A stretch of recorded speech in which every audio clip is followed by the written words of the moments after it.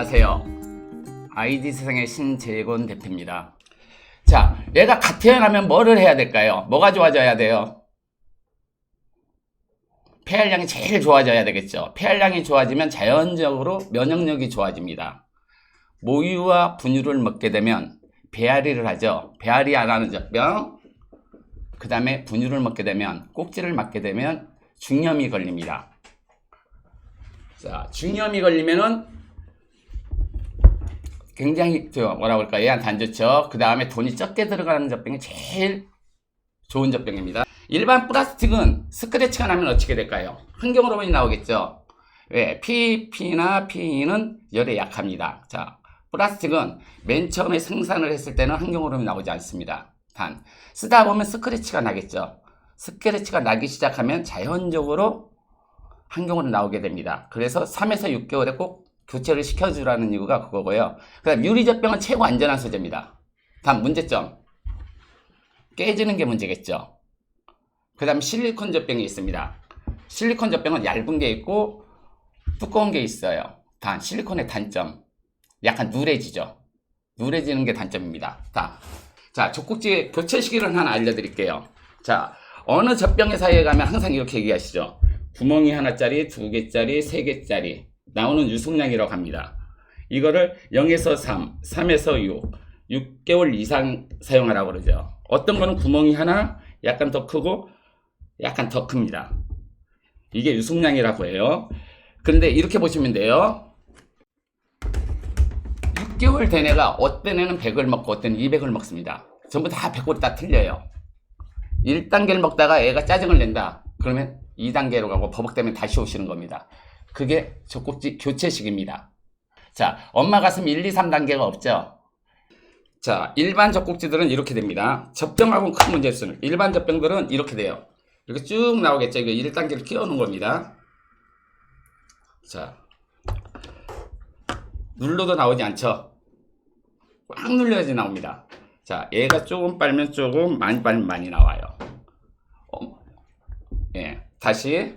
자, 얘가 조금 빨면 조금, 많이 빨면 많이 나와요. 왜 그러냐면 해외 전문가들 전부 다 직수를 권유하는 이유가 애들의 성장이 제일 중요합니다. 왜? 발달하는 기간이 100에서 120까지는 꼭 직수를 권유하는 게 형성되는 기간이에요.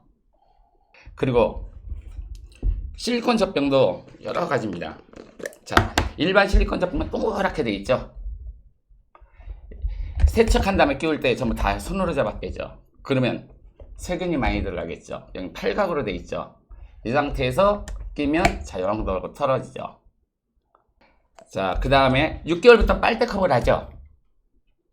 6개월부터 빨대를 합니다. 근데 요즘 애들은 6개월이 돼도 빨대를 못 빠는 이유, 빠는 그 강도가 적기 때문에 그래. 못 빨았을 때는 이 상태에서 슬쩍 올려주면 올라갑니다. 입술하는 애들이 빠르게끔 돼요. 그 다음에 애들 이유식통으로 쓸 수가 있어요. 그 다음에 스낵통으로 쓰실 수가 있어요. 자, 맨 처음부터 이제 다시 해드릴게요. 일반 플라스틱은 3에서 6개월에 교체한다. 스크래치가 나기 시작하면 환경으로 나오기 때문에 꼭 3에서 6개월에 교체한다. 일반 유리 젖병은 무겁지만 깨지는 게 문제다. 일반 실리콘 젖병은 누래진다. 단, 누래지는 이유, 이건 액상입니다. 찍어서 나오면 이거를 오븐에다가 4시간 이상을 구워놔야 돼요. 그래야지 먼지가 안 묻고 누래지질 않습니다. 이건 누래지질 않아요.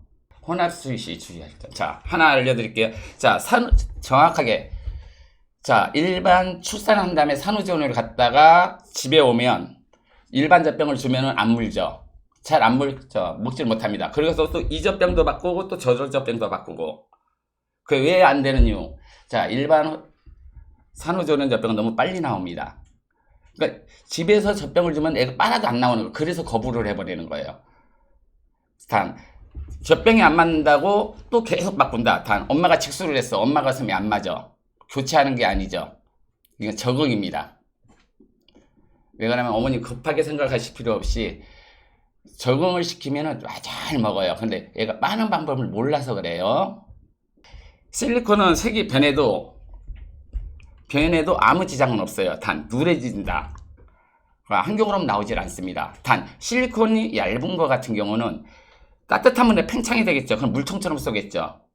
얘가 빨아야지만 나오기 때문에 이거는 물총처럼 쓸 일이 없어요. 그리고 실리콘 젖병이 끈적끈적해지는 이유가 있습니다. 끈적끈적한 이유, 그냥 공장에서 찍어서 나왔어.